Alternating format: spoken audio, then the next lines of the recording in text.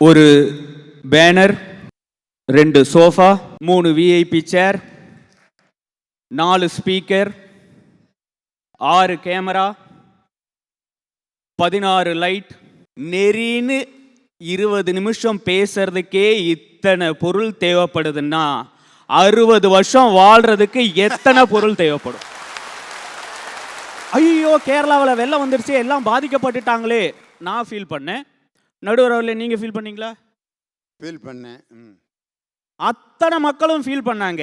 நெறி அப்படின்றது ஒவ்வொரு மனுஷனுக்கும் இருக்க வேண்டிய பேசிக் குவாலிட்டி, அவ்வளவுதான். அதை பார்த்து ஃபீல் பண்ணி அவங்களுக்காக நிதியை அள்ளி அள்ளி வழங்கியது தமிழகம். கொடுத்ததனால கேரளா மகிழ்ச்சி அடைஞ்சது.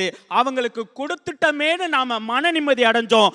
எங்க பொருள் வருதோ அங்கதான் மன நிம்மதியும் மகிழ்ச்சியும் வரும். நடுவர் அவர்களே, ஏங்க வாழும்போது ஒலை வச்சு சோறு போடுங்கடான்னா செத்ததுக்கு அப்புறம் நாங்கள் இலை வச்சு படையல் போடுவோம், அதுதான் நெறின்னு பேசிட்டு இருக்கீங்க. செத்ததுக்கு அப்புறம் எங்களுக்கு வர்ற புகழ் எதுக்குன்னு நாங்கள் கேட்குறேன் நடுவர் அவர்களே. செத்ததுக்கு அப்புறம் நீங்கள்லாம் சொர்க்கத்துக்கு போவீங்க நெறியோடு வாழ்ந்தீங்கன்னா, உயிரோடு வாழும்போது எங்களுக்கு சொர்க்கம் கிடைச்சா போதும். நடுவர் அவர்களே, பொருளாதாரத்தை நோக்கி ஓடுகின்ற சமூகமா மாறிவிட்ட பிறகு நெறிக்கு இங்க என்ன வேலை அப்படின்னு நாங்க கேட்கிறோம். நடுவர் அவர்களே, நடுவர்களே, நீங்க ஜெயிலுக்கு போயிருக்கீங்களா? ஏயா உனக்கு ஏன் இந்த ஆசை? போயிருக்கேன் ஒரே ஒரு தடவை. 1985 ஆசிரியர்களுடைய போராட்டத்தில் ஈடுபட்டு மதுரை ஜெயிலில் 15 நாள் இருந்தேன். அதுதான் நான் போன ஜெயிலு. அந்த ஜெயிலில் இருந்தப்போ 15 நாள் கழித்து ரிலீஸ் பண்ண பிற்பாடு கைதிகள்லாம் வந்து, சார் இன்னும் ஒரு 4 நாள் இருந்துட்டு போங்க சார்னாங்க. டேய், இது என்ன மாமியார் வீடா? கிளம்பணும்டா. சார் நாங்கள் ஏற்பாடு பண்ணுறோம் சார், நீங்கள் மட்டும் இருங்க சார். நீங்கள் இருக்கிற வரைக்கும் எங்களுக்கு எப்படி பொழுது போச்சு, பட்டிமன்றம், பழைய பாட்டு, கச்சேரி கிளப்பிட்டீங்க சார். இன்னொருத்தன் சொன்னால், சார் போயிட்டு திருப்பி வந்துடுங்க சார், நாங்கள் ஐடியா கொடுக்குறோன்னா. என்னடான்னா, நாங்கள் கொடுக்குற பொட்டலத்தை சிம்மக்கல்ல ஒரு பெட்டி கடையில் கொடுங்க, நான் பெயிலபிள் அஃபென்ஸு, 6 வருஷம் எங்களோடய இருக்கலாங்கிறேன். அதுக்கெல்லாம் வேறு ஆள் இருக்காங்கடா, அவங்கள்ட்ட கூட உள்ளே வர்றதுக்கு ரெடியாக இருக்காங்க ஒரு குரூப்பு. அவனுங்கள்ட்ட குர்ரா, திருப்பி லியோனி இந்த ஜெயிலுக்கு வருவேன்னா ஒரு போராட்டம் நடத்தி மக்களுக்கான போராட்டத்தில் ஈடுபட்டு தான்டா ஜெயிலுக்கு வருவேன்னு சொல்லிட்டு வந்தேன் அன்னைக்கு. சார், நெறியோட விவசாயம் பண்ணுறான், வாங்கின கடனை கட்டலைன்னு அவனை ஜெயிலில் போட்டுடுறாங்க, அவனால் வெளியில் வர முடியல.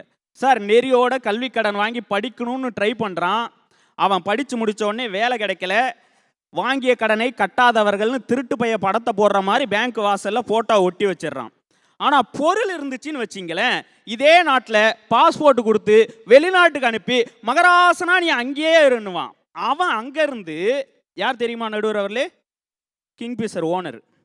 அங்கே இருந்துட்டு, நான் இந்தியாவுக்கு ஜெயிலுக்கு வரணும்னா எனக்கு சகல வசதிகளோட ஜெயில் வேணும், ஏசி இருக்கணும், டிவி இருக்கணும், ஃபுல்லாக க்ளீனாக இருந்தால் தான் நான் இங்கிலாந்துலேருந்து ஜெயிலுக்கே வருவேங்கிறான். நடுவர் அவர்களே, இங்கே நெறியோடு இருந்தால் இந்த சமுதாயத்தில் மதிப்பே கிடையாது. நீங்கள் பொருளோடு இருந்தால் தான் ஜெயிலில் போட்டால் கூட பெயில் எடுக்க முடியும். புரிஞ்சுதா? பொருள் இருந்தால் ஜெயிலில் இருந்துக்கிட்டே ஷாப்பிங் போகலாமியா, உனக்கு அதெல்லாம் தெரியுமா? கையை தூக்கி தோளில் போட்டு ஜெயிலிருந்து வெளியே கிளம்பலாம், அழகாக சுடிதார் போட்டு. காசு இருந்தால் போதும். ஏங்க, கட்டின பொண்டாட்டியும் பிள்ளையும் கூப்பிட்டுட்டு ஒரு சினிமாவுக்கு போகணும், யதார்த்தமாக பேசுங்க.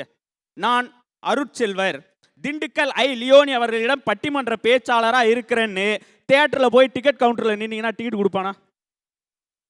சார், ஒரு டிக்கெட் விலை 120 ரூபா. லியோனியோட பேசுகிறேன்னு சொன்ன உனக்கு மட்டும் இல்லை, லியோனிக்கே கொடுக்க மாட்டாங்க.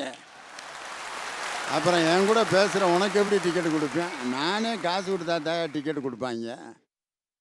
நடுவர் அவர்களே, ஒரு டிக்கெட் விலை 120 ரூபா, பாப்கார்ன் விலை 150 ரூபா, சமோசா விலை 25 ரூபா, ஒரு கரண்டி ஐஸ்கிரீம் விலை 140 ரூபா. தேட்டரில், அவன் தேட்டரில் நாம் போய் படம் பார்க்கறதுக்கு நம்ம வண்டியை நிறுத்தணும்னா 1 மணி நேரத்துக்கு 50 ரூபா, 3 மணி நேரத்துக்கு 150 ரூபா. சாதாரணமாக ஒரு குடும்பத்தை கூட்டு போய் படம் பார்க்கணும்னா ஒரு குடும்ப தலைவனுக்கு குறைஞ்சபட்சம் 2000 ரூபா செலவாகுது. 2000 ரூபா செலவானாதான் மகிழ்ச்சி. பணத்தினுடைய அருமை அவங்களுக்கு தெரியாமல் இருக்கலாம், எங்க 3 பேருக்கும் தெரியும், உட்கார்ந்து இருக்கிற அத்தனை பேருக்கும் தெரியும். தான் பிள்ளைக்கு ஸ்கூல் ஃபீஸ் கட்ட முடியாம ஆபீஸ்ல போய் ஒவ்வொருத்தங்கிட்டையும் கடன் வாங்கி கையேந்தி நிக்கிறான் பாருங்க, அந்த அப்பனுக்கு தெரியுங்க பணத்தோட அருமை. 25ஆம் தேதிக்கு மேல பெட்ரோல் போட முடியாம பொண்டாட்டி கிட்ட கையேந்தி நிக்கிறான் பாருங்க புருஷன், அவனுக்கு தெரியுங்க பணத்தோட அருமை. கொண்டு போன காசு பெட்ரோலுக்கு பத்துலன்ட்டு தலையை சொரிஞ்சுட்டு பெட்ரோல் பங்கில் நிற்கிறான் பாரு, விலை ஏறினது தெரியாம. அவனை கேளுங்க காசோட அருமை என்னன்னு தெரியும். 5 லிட்டரு போட்டான், இன்னும் 2 ரூபா கொடுக்கணும் சார். 2 ரூபா இல்லையா, நில்லுங்க யார்கிட்டயாவது வாங்கி கொடுங்கன்ட்டு 2 ரூபாயை ஒவ்வொருத்தருக்காக கேட்டுக்கிட்டு இருக்கான் பாரு, அவனை கேளு தெரியும். சார் பரோட்டா மாஸ்டர் 10,000 ரூபாய் சம்பளம் வாங்குற இதே நாட்டில் என்ஜினியரிங் படிச்சு முடிச்சுட்டு வெறும் 5,000 ரூபாய்க்கு கால் சென்டர்ல நைட்டு முழுக்க கண்ணு முழிச்சு வேலை பார்க்குறான் பாருங்க சார். அந்த பையனுக்கு தெரியும் சார் பணத்தோட அருமை.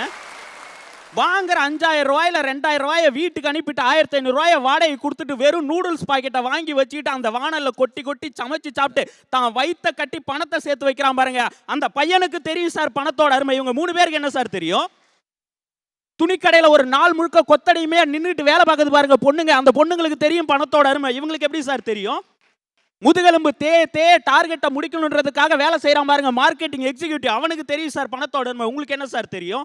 35 வயசு வரைக்கும் தான் அக்கா தங்கச்சிக்கு கல்யாணம் பண்ணாம தான் கல்யாணம் பண்ணிக்காம நிக்கிறான் பாருங்க சார் பவுன் சம்பாதிக்கணும்னு, அவனுக்கு தெரியும் சார் பணத்தோட அருமை. உங்களுக்கு என்ன சார் தெரியும்?